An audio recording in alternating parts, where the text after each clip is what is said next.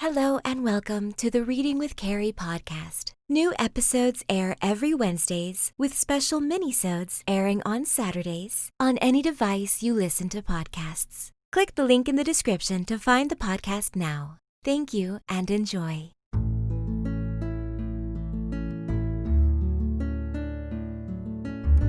Hello and welcome to Reading with Cari, a mindfulness podcast series that can be used as a sleep aid or to ease your anxiety and relieve your stress. I am your host, Cari Favole, and I am so thankful that you've decided to spend some time with me.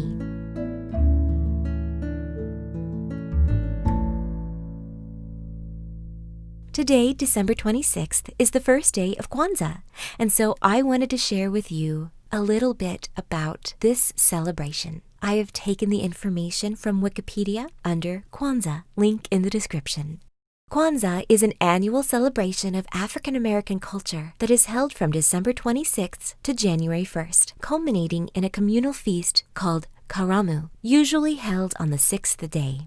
It was created by Dr. Maulana Karenga based on African harvest festival traditions from various parts of Africa, including West and Southeast Africa. Kwanzaa was first celebrated in 1966. Families celebrating Kwanzaa decorate their households with objects of art, colorful African cloth such as kente, especially the wearing of kaftans by women, and fresh fruits that represent African idealism. It is customary to include children in Kwanzaa ceremonies and to give respect and gratitude to ancestors. Libations are shared, generally with a common chalice, kikombe cha umoja, passed around to all celebrants. Non-African Americans also celebrate Kwanzaa. The holiday greeting is Joyous Kwanzaa. A Kwanzaa ceremony may include drumming and musical selections, libations, a reading of the African Pledge and the Principles of Blackness, reflection on the Pan-African colors, a discussion of the African principle of the day or a chapter in African history, a candle-lighting ritual, artistic performance, and finally, a feast of faith called Karamu ya Imani.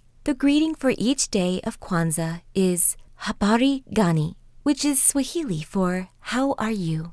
At first, observers of Kwanzaa avoided the mixing of the holiday or its symbols, values, and practice with other holidays, as doing so would violate the principle of kujikagulia, self-determination, and thus violate the integrity of the holiday, which is partially intended as a reclamation of important African values. Today, some African American families celebrate Kwanzaa along with Christmas and New Year's. Cultural exhibitions include the Spirit of Kwanzaa, an annual celebration held at the John F. Kennedy Center for the Performing Arts, featuring interpretive dance, African dance, song, and poetry.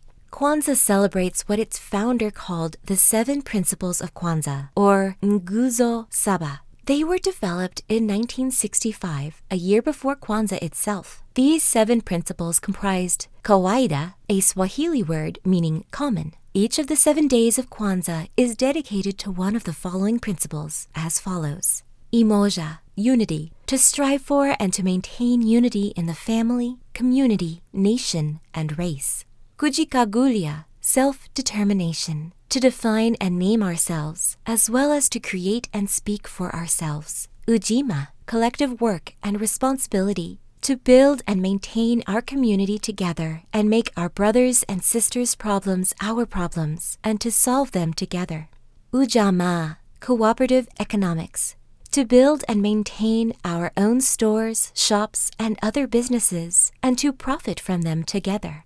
Nia, purpose, to make our collective vocation the building and developing of our community in order to restore our people to their traditional greatness. Kuumba, creativity, to do always as much as we can, in the way we can, in order to leave our community more beautiful and beneficial than we inherited it. Imani, faith, to believe with all our hearts in our people, our parents, our teachers, our leaders, and the righteousness and victory of our struggle. Kwanzaa celebratory symbols include a mat, mkeka, on which other symbols are placed, a kinara, candle holder for 7 candlesticks, Mishuma Saba, 7 candles, Mazao, crops, Mahindi, corn, a Kikombe cha Umoja, unity cup, for commemorating and giving shukrani, thanks, to African ancestors, and zawadi, gifts. Supplemental representations include a nguzo saba poster, the black, red, and green bendera